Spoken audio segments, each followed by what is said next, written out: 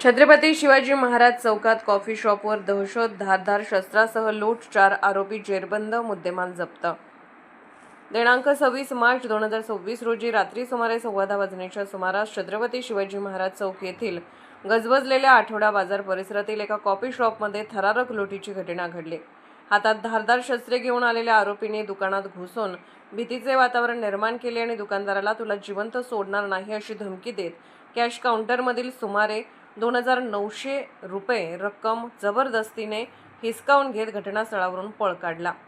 या घटनेची गंभीर दखल घेत मिरज शहर पोलीस ठाण्यात गुन्हा दाखल करण्यात आला।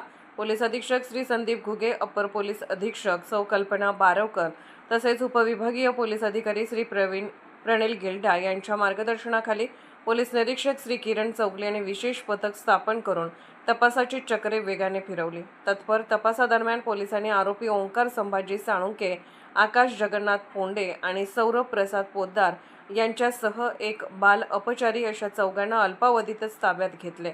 आरोपीकडून धारदार हत्यार, दुचाकी आणि इतर साहित्य असा एकूण 61,900 रुपये किमतीचा मुद्देमाल जप्त करण्यात आला आहे।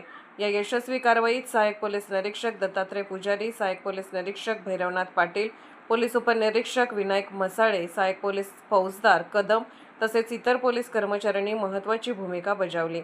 Arthrajya news मराठीकरिता bureau report. Arthrajya news चॅनलला लाईक करा, शेअर करा आणि सबस्क्राईब करा।